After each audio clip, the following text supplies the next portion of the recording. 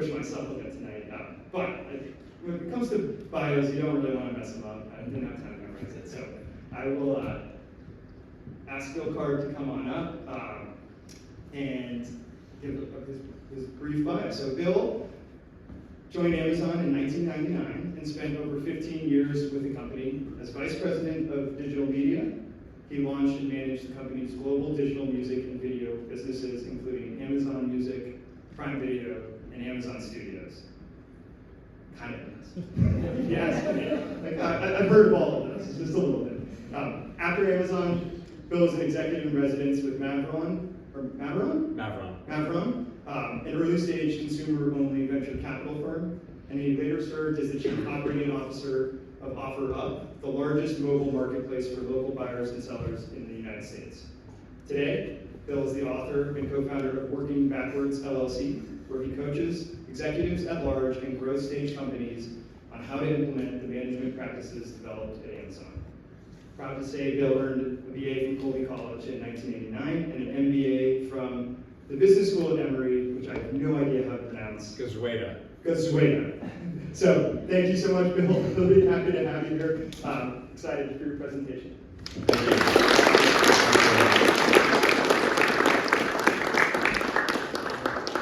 Okay, cool. Thanks so much. It's really a pleasure to be here. I don't get to come back to Maine and Waterville too often, so it's exciting to be back and see the campus, see all that's been created here, and to see all of you and a whole project that it wasn't even close to existing when I was here, so this is great. First, actually, let me back up a little bit. So, I was very fortunate to have some pretty cool experiences in my career. One of them is that I was spending some time after I left Amazon thinking about starting a new company, and met with a lot of different people to talk about this. And one of the people I was lucky enough to meet with was Mark Andreessen. And I met with Mark and we talked for a while, and he said, Bill, let me tell you about the problem with guys like you. So you see, there are three things you need to build and start a great company. Number one, you need to be able to raise capital. Number two, you need to be able to run the company well. And number three, you need a great idea. The problem with guys like you is that you can definitely do number one and number two, and you might convince yourself that you've got a great idea number three, and go get the funding and go work on it, and then after you work on it for a couple years, realize, actually, this is not such a good idea after all, and then you're kind of stuck working on that idea. So, very important to get number three right. Tonight, I'm not going to talk to you about number one or number two. I'm just going to talk to you about number three and the importance of selecting and coming up with the right idea for your new business or product. Okay? So, what we're going to talk about is the magic of achieving product market fit, or how do you go from 0 to 1. And basically what this is here's like a definition of what it means to achieve product market fit. This is very hard to do. And so one of the most important things for you to appreciate at this stage is actually how hard that is and how seriously you need to take this part of your journey. There'll be a lot of time when you're out there raising money, a lot of time when you're working on this. Make sure that you take this part very seriously. And I'm going to tell you about more about sort of how we think about this. So at Amazon, we thought about product market fit a little bit differently than the way it was defined back here. So if you notice back here, it says, target customers buy, use, and tell others about the product, large enough numbers to sustain its growth and profitability. A reasonable, accurate definition. So we thought about this a little bit differently at Amazon, which is, how do we invent a solution, a product, to an important customer problem? Customer could be anyone, could be a business, could be consumers, that is better, faster, cheaper, could be all three, could be one of those three, could be two of those three, than existing solutions, other products they would use to solve that problem currently. So this is really how we thought about it. And over time, we developed this process that I'm going to talk to you about tonight. We named a book after this process. It's called the Working Backwards PRFAQ process. I'm going to describe how we came up with this process and describe how it works tonight and how easy it is for anyone to use, and you all can start using it tomorrow if you want to. So, what are the benefits of this process? Number one, it's easy to use and lightweight. So, the primary feature of this process is that you, when coming up with new product ideas, is that you write a press release. Like 1 page or less, short. Does not require special skills, does not require that you be a designer, does not require that you be an engineer, does not require that you be a lawyer, have a CPA, anything. All you have to do is be able to write a 1-page document, okay? The other important feature of this method is that it helps you create a new product funnel, not a new product tunnel, okay? So you're thinking, what's the difference between a new product funnel and a new product tunnel? The difference is the shape. So if you're doing a funnel, that implies that you're putting a lot of things into the top of the funnel, and that only some things come out at the bottom, although assuming there's something to sift things, and some things actually get thrown out of the funnel too, okay? So it means you're considering a lot of ideas at the top, sifting through them to just select the best ideas to come out of the bottom. A lot of companies and a lot of people end up getting stuck in a new product tunnel, meaning like the first idea they come up with, or every idea they come up with, they pursue and work on with the same amount of energy and effort as every other idea they work on. But the reality is that not all the ideas are created equal. And what you want to do is figure out as early on in the process which of your ideas are the best one. And also you want to have a process to look at lots of ideas. Are there anyone in the room who works in venture capital or as an angel investor or funds companies?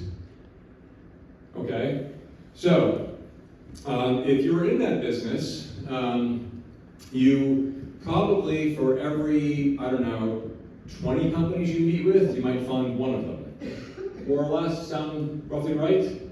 Right. So, meaning that they go through they have a limited pool of capital, a limited pool of money, they're going to look at a lot of ideas, and they're going to fund the best ones. You have a limited pool of capital too. It's your time, it's your bandwidth, it's your brain, it's your resources, it's all the effort you use to build a team. You should think about that capital the same way as if you're a venture capitalist. So conserve that. You should be looking at various ideas and pick the best one and then invest fully in that idea. So that's what this process tries to do. It helps you to act like a VC. The process is also notable because it requires detailed thinking and problem solving.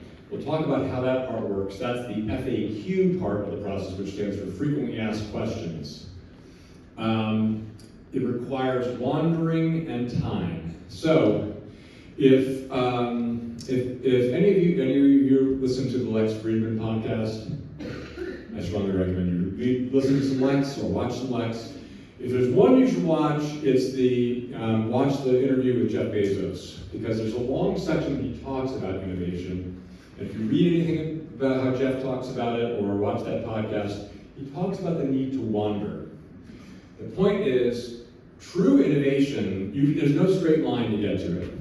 It requires real time. It requires time for you to explore, to wander around, explore different ideas, test out different ideas before, again, identifying the best idea and moving forward on that. So you need to give yourself that time to consider and explore various ideas. Don't just grab the first one that comes to your head. And finally, it prioritizes velocity over speed. Anyone here taking a physics class and can tell me the difference between those two things? Okay, well, I'm not a physicist. I never took physics at Colby either, but I did take it in high school. The difference is that between speed and velocity is that velocity is both speed plus a vector of direction, whereas speed has no particular vector. It's just a rate. Well, a lot of people confuse speed and velocity. So what you really want to achieve is velocity, which is like, where do I want to go And how do I get there as quickly as possible? Whether it's in the early stage world or in the corporate world, a lot of people confuse activity with progress, or activity with helping them achieve the right goal. Busy work, working hard, I'm working hard. That doesn't mean you're actually going to achieve. You can work super hard, have the most amazing team, have tremendous operational excellence, but if you're working on a crappy idea, it doesn't matter. It's not going to get you anywhere. So we would prioritize velocity over speed. I can tell you some stories about this later, but Amazon Web Services was one of the best examples of this, where Andy Jassy and Jeff Bezos and a very small team of people spent more than a year considering, debating, and discussing what was the problem they would try to solve if they were to build a web services business before they actually wrote a line of code. Oh, do I actually have this to play? The following is a conversation with Jeff. That's going to go all the way to the beginning, isn't it? Founder of Amazon and Blue Water. I sometimes forget my own presentation. I put the video in here. What's your thinking? Is this the right spot? I think so. It's a slide. We'll talk about the writing process of putting it down on paper, which is quite rigorous and famous at Amazon. But how do you, when you sit down, maybe alone, maybe with others, and thinking through this high-dimensional space and looking for creative solutions, creative paths forward, is there something you could say about that process? It's such a good question, and I honestly don't know how it works. If I did, I would try to explain it. I know it involves lots of wandering. Yeah. So when I sit down to work on a problem, I know I don't know where I'm going. So to go in a straight line, to be efficient, efficiency and invention are sort of at odds, because invention, real invention, not incremental improvement. Incremental improvement is so important in every endeavor and everything you do. You have to work hard on also just making things a little bit better.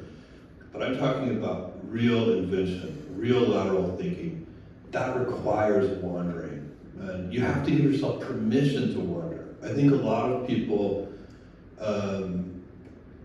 they feel like wandering is inefficient and should, like when I sit down at a meeting, I don't know how long the meeting is going to take if we're trying to solve a problem, because if I did, then I know there's some kind of straight line that we're drawing to the solution.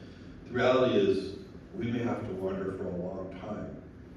And I do like group invention. I think there's really nothing more fun than sitting at a whiteboard with a group of smart people and spitballing and coming up with new ideas and objections to those ideas and then solutions to the objections and going back and forth. So, sometimes you wake up with an idea in the middle of the night, and sometimes you sit down with a group of people and go back and forth, and both things are really pleasurable. And when you wander, I think one key thing is to notice a good idea. Yeah, so we could go on and on, but I strongly encourage you to watch a large part of this. If you're very interested in space, you're going to learn a lot about Blue Origin. Or if you're not, you can skip through those parts. Let's see if I can advance it. There we go. Okay, so these three products, all and AWS, which is not on the screen, they all have one thing in common, which was they were all invented with the same process, which is the working backwards peer FAQ process. I was fortunate enough to be in the right place at the right time and to have been one of the people to spend a lot of time in the room with Jeff on the whiteboard, debating and discussing things, most notably that one and the Prime Video one. So, what do I want to talk about? So, let's talk for a minute about the Kindle, which is really one of the first new inventions we came up with that extended ourselves beyond just being an e-commerce company.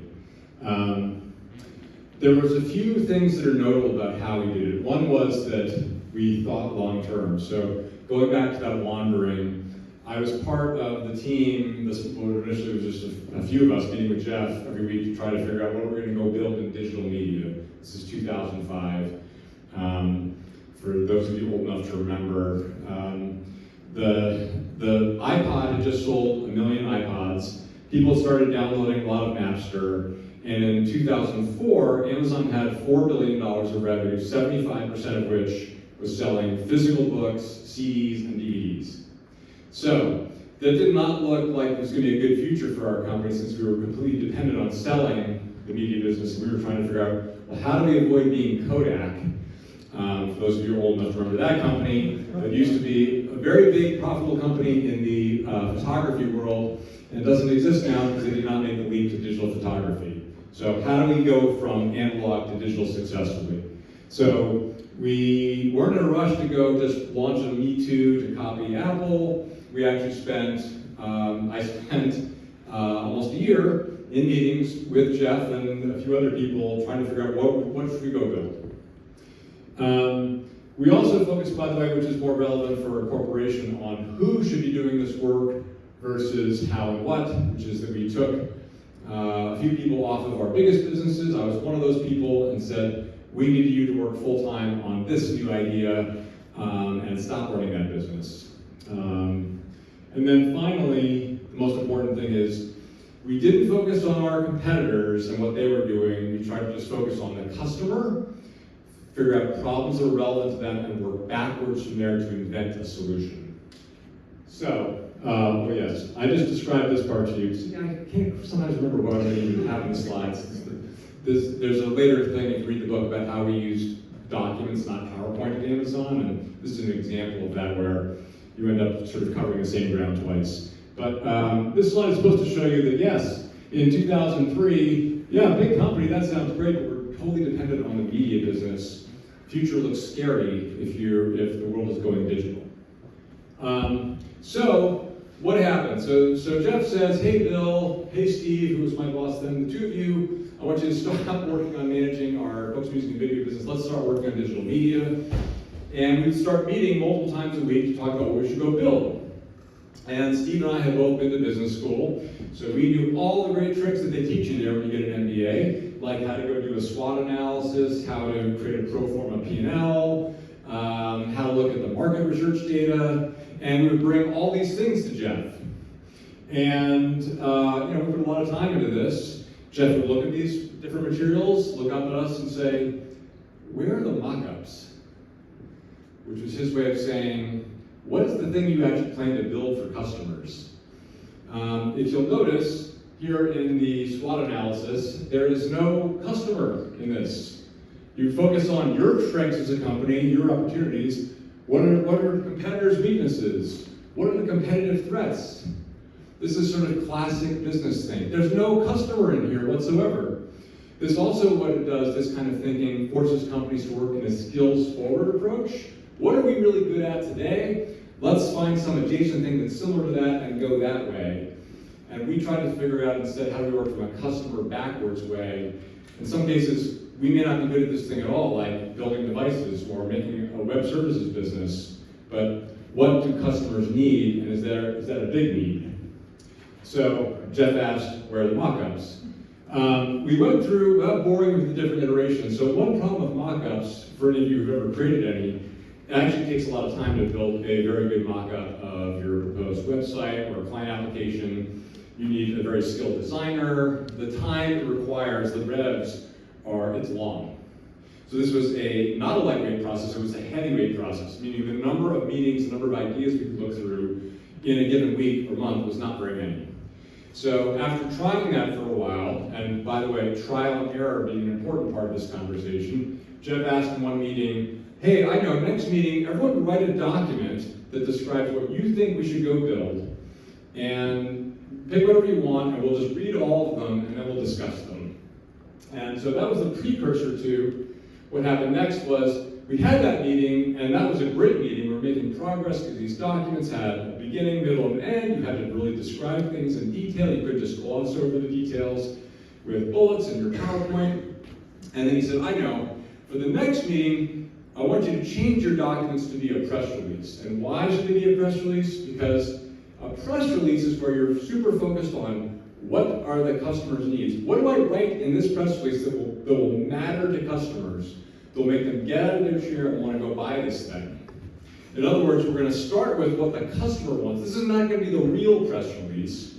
It's not, we're not really going to issue this, but it's basically going to be written from a point of view so that if the right thing that people will be super excited about is buying a 48-inch HD TV for $900 with this kind of refresh rate, we're going to write that, and then we'll figure out in the second part, the FAQ, frequently asked questions, how can we build such a TV?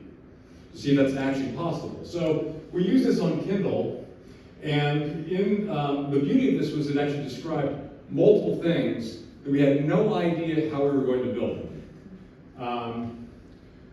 Let's see, I'll describe that here. So for example, for those of you old enough to remember, the first Kindle had an ability, had a store on it where you could shop for books, and the Kindle was connected to the internet at all times. That sounds so old now, but in 2006, having a device that was always connected to the internet, that did not exist.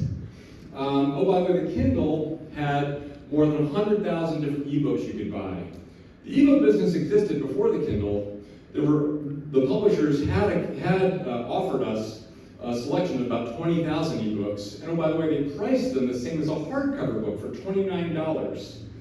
So in our press release, we said we need the books to be $9.99, and we need there to be more than 100,000 of them. We need to have 80% of the New York Times, top 100 bestsellers. We needed this price to be true. We needed there to be a screen that was paper-like, it was not reflective, et cetera, et cetera, et cetera. There were multiple business problems and technical problems we had to solve, which we described in the second part in the FAQ. But before I talk about that, the press release is really where you should spend most of your time. And what are you trying to achieve here? This sounds so easy, but it is so hard. You're trying to define the customer and the problem you're trying to solve for the customer. Then you define your product solution, why it's compelling, why people need to want it, why it's better, faster, cheaper. But if it isn't compelling enough, great, move on to the next press release, or edit the one you've got. Again, this is a lightweight process. I could write 5 of these tomorrow if I needed to, and just sort through them. You'll notice if you read the book, in the chapter on this topic, the working backwards PRFAQ topic, I wrote up there is a fake PRFAQ in there, which I wrote up. And the way you'll notice if you read that one is it describes the idea for, I believe they called it Melinda, the smart refrigerator. The idea was customers have a problem, which is they have packages delivered to their house that get stolen, they have groceries delivered to their house that get cold or get hot and spoil. So we're going to put this thing on their doorstep called Melinda that's plugged in, and the UPS person has a special code to put things in, or the Amazon Fresh delivery driver, so things won't spoil, won't get stolen. And I described all this and it sounded exciting until the part where in the FAQ section I asked some hard questions about how many people would really want this, or have a doorstep that could fit this, or how much is this really going to cost, etc. And in this case, I wrote one which intentionally sounded like a really good idea, but after you really peeled the layers apart, it was not such an interesting idea. The market for it was not very big. So you're using this process to try to test out ideas. The FAQ is where you basically ask all the kinds of questions that customers would ask you. How does it work? How much does it cost? Where do I get it? What if I want to do this? What the press would ask you? What anyone would ask, how are you going to distribute it? Internal, and you all haven't gotten used to this yet, but someday you will, this would be what all the senior leaders of the company would ask you from every department. What's the CFO going to ask you? What's the CTO going to ask you? What's the head of HR, head of legal, et cetera, et cetera? This is where you get into all the constraints. Like, what would be the per unit economics of this product? And then, what is the actual TAM, which stands for total addressable market? What is the actual world of customers that this product would really apply to? So you spend your time doing that and you identify problems to solve. If you write a PR that's exciting, in the first draft of your FAQ, you may have the answers in the first version on the FAQs might be, I don't know, I don't know, I don't know, but it would be, I don't know, but I need to do X, Y, and Z to figure out what the answer will be. So it's an iterative process. You want to find an interesting PR, interesting idea, and then figure out how you solve the problems to make it real, if it's worth solving. I talked about this earlier. This is an example of features, of ways that Kindle is better, faster, or cheaper than other products, and then the problems it presented and how we went, and then the nature of the kinds of problems we had to go solve that were identified in the FAQ, and then over time we came up with, well, what will those solutions actually be? And we went through all of that before we started making it, before we started building it, before we started signing deals. So it's putting a lot of work up front in planning, and then being able to execute fast once you've done that. Again, the customer problem, where people, this is the hardest part. People get this part wrong the most. I talked to you about AWS. Jeff and Andy and their team spent almost a year actually just working on what is this problem for web services? What's the problem we're trying to solve? And it wasn't until they decided the problem they were trying to solve was how do I put the same compute power on the desk of a student in a dorm room as on the desk of someone in a Fortune 500 company. And if you think about that, the implications for what kind of a product you build, how you price it, how you make it available, all those things flow from the way you describe that problem, all of which ultimately have led to, a lot of them have led to the success for that product. You should also be spending time quantifying. If you're building a product for a business, you should be quantifying this problem, because if you're making a product for a business, there's only two things you do that will help them. You can save them money or help them have more revenue. You should be able to at least build a rough sketch or rough model for how much money will I save them, how much revenue might they gain if I solve this problem. You're trying to figure out how big the problem, the bigger the problem, that means the bigger the market opportunity. If you're solving $1 million problems, well, that's kind of the limit of how much your business is going to make. You want to try to solve multi-billion-dollar problems, which gives your business a lot more runway and opportunity to grow. So in the interest of time, I will sort of fly through these last ones, but you really want to make sure that you describe your product in simple terms and ask yourself hard questions like, is this just a Me Too product? Or is it, in what way is it really better, faster, or cheaper than what people use today to solve this problem? And for every problem you describe, there's some way that they are already working to solve that problem. You need to be honest with yourself about what that is. It might be people, it might be Excel spreadsheets, who knows what, it might be a competitive product, but you want to figure that out. This is good. We talked about this a lot earlier, but what customer data and insights have you gathered that are allowing you to, the customer insights and data that allow you to identify this problem and identify the good solution? So a lot of the work you have to do early on when you come up with this product idea, like some of us talked about in office hours earlier, is go probe more, go find out more about those customers, go find out more about their needs, get that market insight in order to be able to actually make those informed choices. I talked about this before, have a realistic TAM. If you say that your TAM are all consumers in the world, you're wrong. There's no such product. If you say all automobile owners in the United States, that's not right either. It's not all mid-size SUV owners either. It's all mid-size SUV owners with 1 to 3 kids, income between this. It has to be that specific. But once you get to this kind of specificity, this means you're onto something. As long as you're hanging out above that, it means you have more work to do to figure out who really is your customer. You have to figure out about the viability for your product. If you're truly innovating, it means you're solving some kind of problem that people haven't solved before. That might be technical, that might be business model, that might be legal, but there's some problem you'll have to solve, so you have to figure out what that is and how you're going to do it.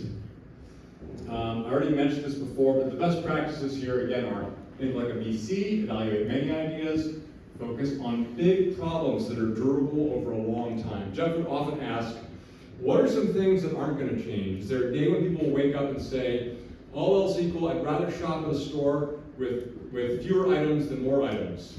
All else equal, I'd rather shop at a store with higher prices than low prices. All else equal, I'd rather shop at a store where things get to me slowly or quickly. So work on durable problems that people will care about for a long time. And be honest with yourself. Seek truth. Get feedback from others. Don't let your optimism cloud your judgment. Try to be realistic about, is this really a better, faster, cheaper idea or not? Okay.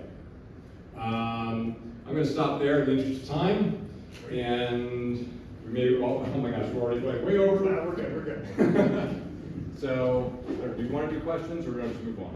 We'll just do 3 minutes of questions. Okay. Got it here. All right.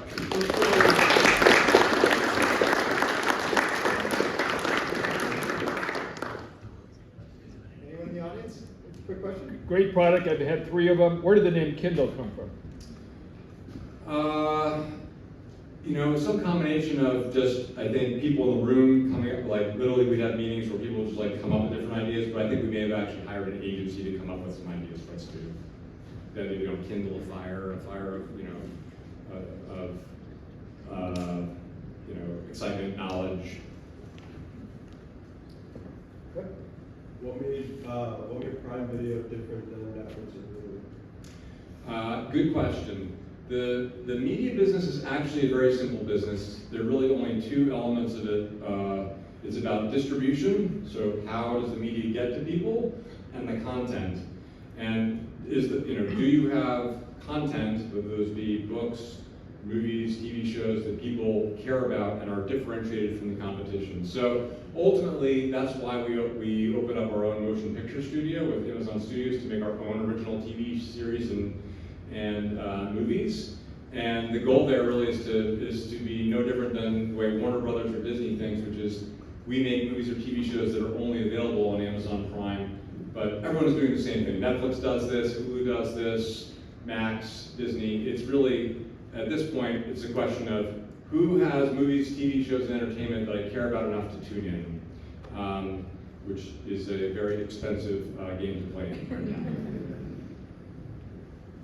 How did Amazon make the switch from selling like books, CDs, movies, and everything to actual like goods and stuff, like the Amazon that we know today?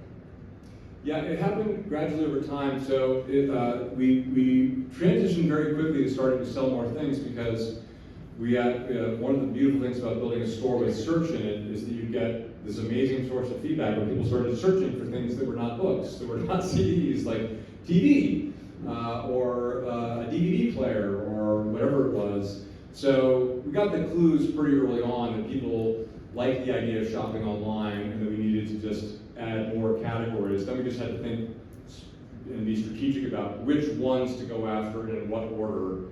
And the same is true sort of how to think about which countries to go to next and why. Is there still like a large demographic that chooses like, because I prefer like a book in my hand than Yeah. like a Kindle.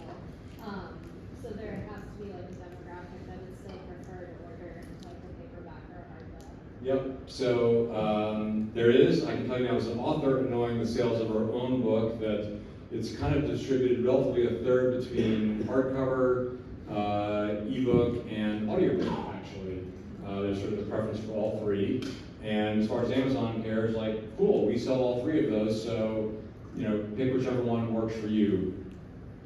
I don't understand it personally because I'll read everything on my Kindle. I don't like carrying around all those books, but a lot of people still love the feel of the real book. What was it like building with Amazon Music, and what were you guys aiming for in trying to differentiate from the other competitors? Oh boy, that would take me a long time to answer that one. Let me just say it was really hard because for most of the time I was building Amazon Music, we were competing directly with Apple iTunes. And going back to that problem I mentioned before about distribution and content, we had the same exact content as Apple, but we had terrible distribution because we didn't have a device, and they had something called an iPod, an iTunes, and then they had an iPhone. And so it wasn't until about 2011 when we actually had our own tablet device, and the Android phone came, We were the first music application to be on an Android phone. We started to get distribution, and then we eventually developed a subscription service. So it was a variety of things we had to do to finally actually catch and pass Apple. We'll take one more question. Thank you. What motivated the decision to build the product in-house versus like acquiring something? The like the Kindle? Yeah.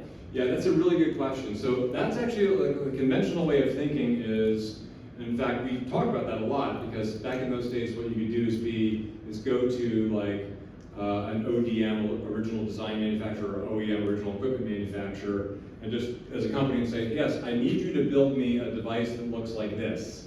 Just fly over to China, meet with one of these people, sketch it out, and they will design it for you, build it for you, and ship it.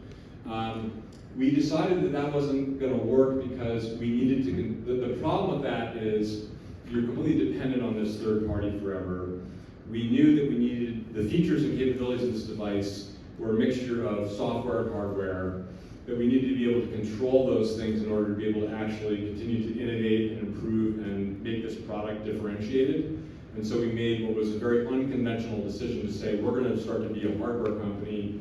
And we hired a senior leader named Greg Zayer out of Silicon Valley to come in and start building a team. It was very controversial. Not many people on our board or the senior leadership team agreed with that.